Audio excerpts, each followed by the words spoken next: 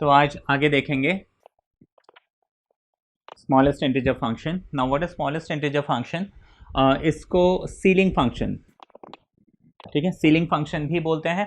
And like जैसे greatest integer function आपने पीछे क्लास में देखा, उसको फ्लोर फंक्शन बोलते हैं। देखिए नाम उल्टे हैं, लाइक वो ग्रेटेस्ट इंटीजर है फ्लोर, स्मॉलेस्ट इंटीजर है सीलिंग। अच्छा, ग्रेटेस्ट इंटीजर को हम फ्लोर बोलते हैं, इसलिए उसको या तो आप ऐसे लिखते हो, ठीक है, या फिर स्क्वायर ब्रैकेट्स के अंदर कई जगह पे लिखा जाता है। अच्छा, this is what greatest integer function, उसको हम क्या बोलते थे? फ्लोर। तो इसलिए उसमें देखिए जो एक्चुअल उसका है वो है फ्लोर बना हुआ है। अब सीलिंग फंक्शन इसका नाम है स्मॉलेस्ट इंटीजर का, तो इसमें क्या बना होगा? सीलिंग बना होगा। तो दिस इज सीलिंग फंक्शन या स्मॉलेस्ट इंटीजर फंक्शन, उसको ऐसे लिखा जाता है। अब ग्रेटेस्ट इंटीजर फंक्शन में क्या होता था कि मुझे अगर कोई नंबर लेट्स से 5.2 मिल रहा है तो इसके वैल्यू 5, माना इसके पीछे जो भी इंटीजर मिलेगा, अगर मैं कोई भी x को नंबर लाइन में प्लॉट करता हूँ तो अगर वो x इंटीजर नहीं है तो उसके पीछे जो भी सबसे पहले मुझे इंटीजर मिलेगा उसको बोलते थे ग्रेटेस्ट इंटीजर, राइट। अब ऐसे ही स्मॉलेस्ट इंटीजर में क्या हो जाएगा कि मुझे कोई भी, जैसे मान लीजिए 2.8, सॉरी मैंने ब्रैकेट बना दिया, it has to be of ceiling function, ऐसे होना चाहिए। अच्छा, 2.8 है तो ये हो जाएगा 3, जबकि इसी का अगर हम ग्रेटेस्ट इंटीजर निकालते तो हमें 2 मिलता, स्मॉलेस्ट इंटीजर निकाला तो हमें 3 मिला, है ना। इसको ये राउंड ऑफ नहीं है, यहाँ पे हम उसके आगे जो भी, हाँ सपोज 2.2 है, इसका भी मैं अगर स्मॉलेस्ट इंटीजर देखता हूँ तो मुझे 3 मिलेगा। मतलब नंबर लाइन में मैंने 2.2 को, ये 2 है, ये 3 है, 2.2 कहीं यहाँ पे आएगा। तो इससे अगर मैं आगे बढ़ता हूँ, मुझे पहला इंटीजर जो मिलता है उसको मैं बोलूँगा स्मॉलेस्ट इंटीजर फंक्शन, ठीक है ना। तो जो भी पहला इंटीजर मिलेगा वो उसका आंसर होगा। तो 2.2 हो, 2.8 हो, 2.6 हो, 2.9 हो, कुछ भी हो, सबके लिए हमें 3 ही मिलना है, ठीक है। So that was all about smallest integer function. तो ये मोर और लेस लाइक जैसे कि आपने ग्रेटेस्ट इंटीजर फंक्शन देखा था, स्मॉलेस्ट इंटीजर फंक्शन भी इसका ग्राफ जो है उसका ऑपोजिट बनेगा। लाइक उसमें क्या होता था कि मतलब आगे वाला इंटीजर इंक्लूड नहीं होगा, ऐसे ही होता था, आगे वाला इंटीजर इंक्लूड नहीं होगा। स्मॉलेस्ट इंटीजर फंक्शन का जो ग्राफ है, पीछे वाला इंटीजर जो है इंक्लूड नहीं होगा आगे। मतलब अगर यहाँ पे सपोज 1 है तो 1 पे ये इंक्लूडेड नहीं है, मतलब 1.1, 1.2, 1.3, 1.4, 1.5, 1.9 तक या 2 तक भी हमें उस पर्टिकुलर वैल्यू को लेना है, ठीक है ना। स्मॉलेस्ट इंटीजर फंक्शन में आगे हम देखेंगे डोमेन एंड रेंज। तो अब ये हम जल्दी जल्दी कर लेते हैं बिकॉज 11th के हिसाब से हमें सिर्फ इसके डेफिनेशंस मालूम होने चाहिए, बहुत ज़्यादा इसके डिटेल में हम नहीं जाएंगे। तो डोमेन देखिए, जो स्मॉलेस्ट इंटीजर फंक्शन है it has to be all real number, ठीक है। हम कोई भी रियल नंबर उसमें इनपुट कर सकते हैं, ठीक है ना। फंक्शन क्या होता है? Input and output. Function basically क्या है? एक मशीन है जहाँ पे हम कुछ इनपुट करते हैं और कुछ हमें आउटपुट मिलता है, ठीक है ना। जो इनपुट होता है वो हमारा डोमेन हो जाता है, जो आउटपुट हमें मिलता है वो हमारा रेंज हो जाता है, ठीक है ना। तो इनपुट हम यहाँ पे क्या कर सकते हैं? स्मॉलेस्ट इंटीजर फंक्शन में कोई भी रियल नंबर हम डाल सकते हैं, तो domain is set of all real number. लेकिन इसकी रेंज क्या हो जाएगी? Range is set of all integers, है ना। आउटपुट हमें क्या मिल रहा है? हमेशा एक इंटीजर ही मिल रहा है, इसलिए नाम ही है integer function, B it smallest integer या लार्जेस्ट इंटीजर, हाँ, लेकिन हमेशा इंटीजर नाम आ रहा है, दैट मीन्स इसका रेंज जो है इंटीजर ही होगा। So that is about domain and range, ठीक है। इसके कुछ प्रॉपर्टीज़ हम देख लेते हैं, और प्रॉपर्टीज़ जैसे कि मान लीजिए if n is any integer, इसको हम ऐसे लिख लेते हैं, n बिलोंग्स टू z, ठीक है। n इज़ एनी इंटीजर, तो smallest integer of -n is equal to minus smallest integer of n, ठीक है। ये पहली प्रॉपर्टी हो गई। अच्छा, उसके बाद नेक्स्ट है कि smallest integer of -x is equal to, ठीक है, smallest integer of -x is equal to minus of smallest integer of x and there is a +1, ठीक है। और ये तब होगा when x is any real number except integers. ये आपको ध्यान रखना है, जहाँ पे x क्या है? x कोई भी रियल नंबर है, बस इंटीजर नहीं है। इंटीजर में ये वैलिड नहीं होगा। इंटीजर में हमने देख लिया क्या होगा, अगर ये इंटीजर नहीं है, नॉन इंटीजर नंबर है, लेकिन रियल नंबर है, तो फिर minus x is equal to minus x plus one. ठीक है, मतलब जैसे हम इसमें कोई एग्जांपल ले लेते हैं, लेट्स से -2.2 है ना, इसका मुझे स्मॉलेस्ट इंटीजर निकालना है। अब -2.2 इसका मैं स्मॉलेस्ट इंटीजर निकालूं तो देखिए नंबर लाइन हम बनाते हैं, तो this is -1 and let's say this is -2 and let's say this is -3 and so on. ठीक है, ऐसे ही होगा। अब -2.2 का मतलब है कि वो यहाँ कहीं पे आएगा -2.2। ठीक है, अब स्मॉलेस्ट इंटीजर हमने क्या बोला था कि ग्राफ में उस नंबर को अगर मैं प्लॉट करता हूँ तो उसके आगे अगर मैं जाता हूँ, माना टूवर्ड्स द राइट है ना, अगर मैं राइट साइड में जाता हूँ, जो भी मुझे पहला इंटीजर मिलता है दैट मीन्स -2.2 का हमें क्या मिलना चाहिए, -2 मिलना चाहिए स्मॉलेस्ट इंटीजर। ठीक है ना, ग्रेटेस्ट इंटीजर में क्या होता था, पीछे चले जाता था, -3 हो जाता था, स्मॉलेस्ट इंटीजर में ये -2 हो गया, फाइन। तो -2.2 का हमें स्मॉलेस्ट इंटीजर क्या मिल गया, -2 मिल गया। ठीक है, अच्छा अब ये प्रॉपर्टी क्या बोल रही है कि अगर x जो है कोई भी रियल नंबर है, इंटीजर नहीं है, तो उस केस में -x इज -x प्लस 1। ठीक है, तो अब जैसे मैंने -2.2 निकाला, अब मैं 2.2 का, ठीक है ना, यहाँ पे क्या बोली प्रॉपर्टी कि -x, देखिए -2.2 किया तो this has to be -2.2 plus 1 होना चाहिए। अच्छा चलिए देखते हैं 2.2 का, अभी देखिए ये माइनस साइन बाहर है, मतलब 2.2। अब मैं नंबर लाइन में suppose this is 2, this is 1 and this is 3, तो 2.2 यहाँ कहीं पे होगा। 2.2 का स्मॉलेस्ट इंटीजर क्या हो जाएगा, 3, राइट। तो ये 2.2 का स्मॉलेस्ट इंटीजर हो जाएगा 3, उसके आगे माइनस साइन प्लस 1, तो ये हमें -2 मिल जाएगा, एग्जैक्टली सेम। ये प्रॉपर्टी क्या हो गई, -x, if x is any real number except integer then उसका smallest integer will be -x plus 1। ठीक है, ये नेक्स्ट प्रॉपर्टी हो गई।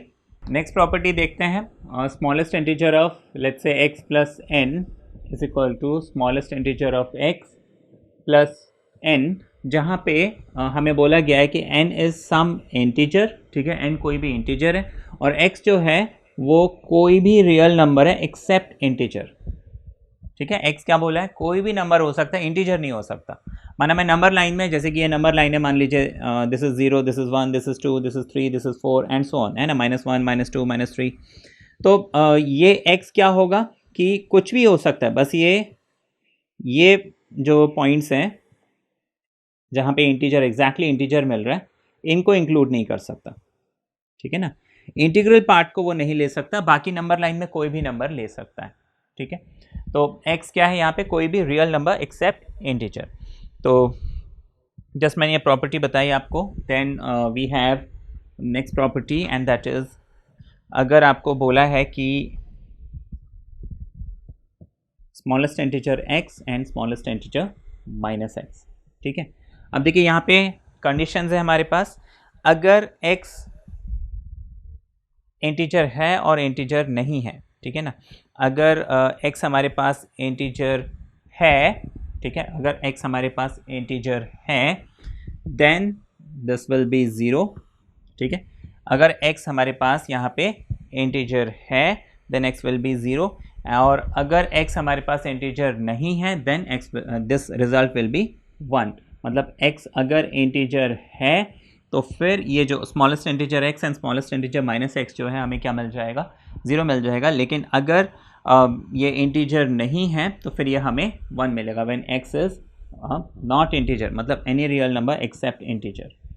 ठीक है, यहीं पे देखिए अगर ये x smallest integer x and smallest integer -x का डिफरेंस होता तो हम इसको क्या लिखते, हम अगर x बिलोंग्स टू z है, माना x इज सम इंटीजर, तो हम इसको लिखते हैं ट्वाइस स्मॉलेस्ट इंटीजर x, अगर x बिलोंग टू z करता है, एंड इसको हम लिखते हैं twice of smallest integer x -1, अगर x जो है वो क्या है, any real number except integer, या फिर इसको हम इन अदर वर्ड्स बोल सकते हैं x does not belongs to z, या x कोई भी x इंटीजर नहीं है, मतलब इंटीजर छोड़ के ये कोई भी नंबर है। ठीक है, तो ये हमने देखा स्मॉलेस्ट इंटीजर फंक्शन की प्रॉपर्टीज़। अब आगे देखते हैं फ्रैक्शनल पार्ट फंक्शन। अब देखिए फ्रैक्शनल पार्ट फंक्शन, इसको कर्ली ब्रैकेट्स से रिप्रेजेंट करते हैं। और इसका मतलब है फ्रैक्शनल पार्ट। जैसे कि हमने ग्रेटेस्ट इंटीजर स्मॉलेस्ट इंटीजर देखा, इसी फ्रैक्शनल पार्ट होता है। Now what is fractional part? किसी भी नंबर में जो उसका फ्रैक्शनल वाला पार्ट होता है, ठीक है, सिंपल डेफिनेशन तो ये है। अब इसमें देखिए कुछ चीज़ आपको जो मैं बता दूं, मान लीजिए मुझे 2.3 बोला, फ्रैक्शनल पार्ट इसका मुझे बताना है। तो देखिए इसका 2 वाला हिस्सा मैं हटा देता हूँ तो ये 0.3 इसका फ्रैक्शनल पार्ट हो गया। ये तो हम बात हमें समझ में आ गई।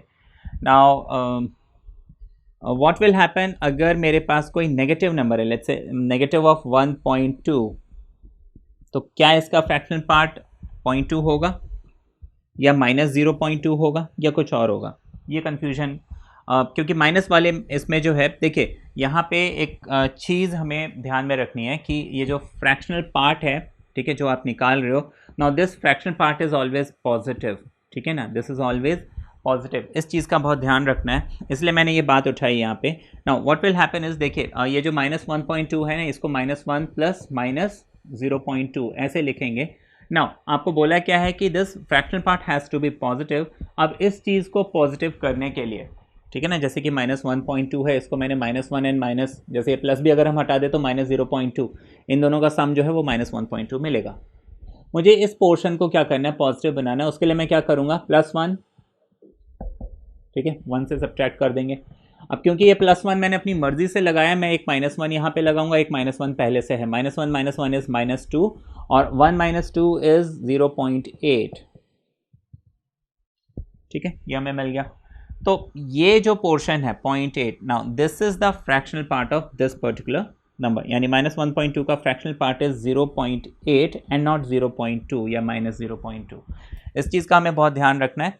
हाँ, तो हम इन जनरल लिख सकते हैं fractional part of x is equal to x, let's say minus greatest integer of x, ठीक है। फ्रैक्शनल पार्ट ऑफ x, उसका फॉर्मूला बन जाएगा x, ठीक है, the number itself minus the greatest integer x, ठीक है, फॉर ऑल रियल नंबर्स, ठीक है, फॉर एनी रियल नंबर। ये जो है फॉर्मूला है फॉर फ्रैक्शनल पार्ट फंक्शन, ठीक है, ये हो गया। नाउ इसमें कुछ चीज़ें आपको और बता दें फ्रैक्शनल पार्ट में, एंड दैट इज़ एक तो इसका ग्राफ कैसा होगा, इसकी डोमेन रेंज क्या होंगी, वो आपको बता दें।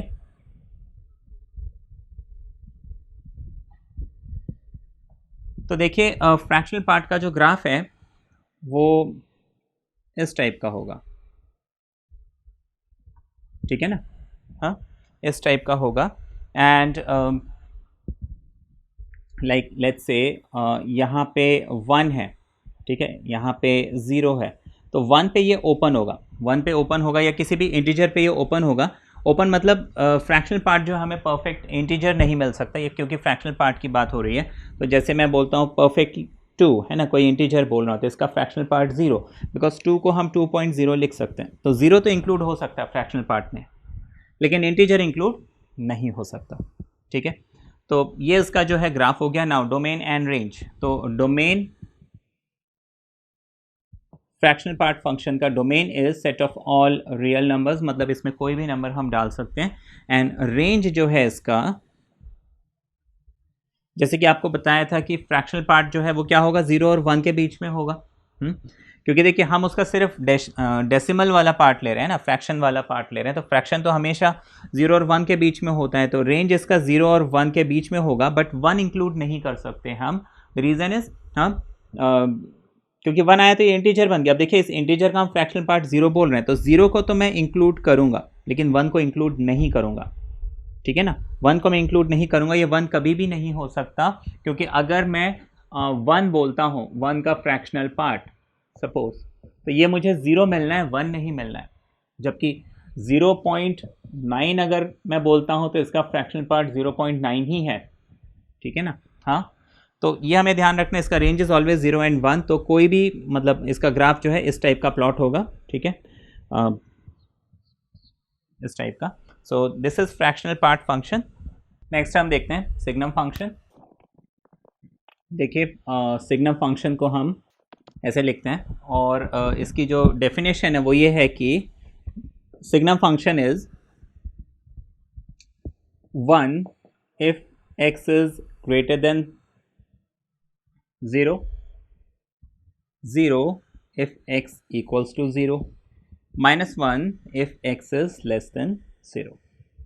ठीक है, सिग्नम फंक्शन की डेफिनेशन क्या है, एफ एक्स सच दैट क्या है यहाँ पे, अगर x ग्रेटर देन 0 होगा तो फंक्शन की वैल्यू 1 होगी, अगर x 0 होगा तो फंक्शन की वैल्यू 0 होगी, और अगर x लेस देन 0 होगा तो फंक्शन की वैल्यू -1 होगी। इसका ग्राफ जो है वो कुछ इस टाइप का होगा, लाइक ये 0 हो गया एंड ये 1 हो गया और ये -1 हो गया, ये इसका जो है ग्राफ हो गया सिग्नम फंक्शन का। तो बेसिकली मैंने जैसे बोला सिग्नम फंक्शन ऑफ लेट्स से 5, तो मुझे क्योंकि ये ग्रेटर देन क्या है 0 है तो ये मुझे 1 ही मिलेगा, है ना। तो लाइक सिग्नम फंक्शन मुझे -2 का निकालना है तो ये मुझे -1 मिलेगा, 0 का 0 होगा। अब देखिए ये जो फंक्शन है ये किसी और फंक्शन के साथ जैसे मर्ज होके है ना आता है, जैसे आपको बोल दिया signum function of let's say sine 30 degree suppose, ठीक है, ऐसे कुछ दे दिया। नाउ साइन 30 का मुझे सिग्नम फंक्शन निकलना, मुझे मालूम है साइन 30 मतलब क्या है, हाँ 1/2 मतलब ग्रेटर देन 0, ठीक है ना, ग्रेटर देन 0। अब क्योंकि ये ग्रेटर देन 0 है तो क्या हो जाएगा, ग्रेटर देन 0 है तो इसकी वैल्यू क्या हो जाएगी, 1 हो जाएगी। तो मुझे ये ध्यान रखना है कि सिग्नम फंक्शन में एंड सो ऑन, मतलब इस टाइप से और भी कई क्वेश्चंस इसमें बन सकते हैं, वो आगे चल के हम देखेंगे। 11th में ये बहुत ज़्यादा इंपॉर्टेंट नहीं है, लेकिन हाँ entrance exam point of view से ये काफ़ी इंपॉर्टेंट है। तो यहाँ पे हमने देखा इसका जो डोमेन है, ये जो सिग्नम फंक्शन है इसका डोमेन है। Now domain is set of all real numbers, ठीक है, मतलब यहाँ पे मैं इनपुट तो कुछ भी कर सकता हूँ, x की जगह कुछ भी पुट कर सकता हूँ, बट द रेंज, यहाँ पे रेंज क्या हो जाएगा, सिर्फ 1, 0 एंड -1 ही मुझे मिल सकते हैं। और उसको हम कैसे लिखते हैं, उसको हम लिखेंगे कर्ली ब्रैकेट्स में -1, 0 एंड 1। ये कर्ली ब्रैकेट का मतलब है सेट, मतलब वो रेंज जो है मुझे इन 3 नंबर के अलावा कोई चौथा नंबर नहीं मिल सकता है, ठीक है ना। अगर मैं इसको और कोई ब्रैकेट लगाता है, इट मीन्स मतलब इनके बीच का हम कोई भी नंबर उठा सकते हैं, ये मीनिंग हो जाता है। तो इसको हम कर्ली ब्रैकेट्स में लेते हैं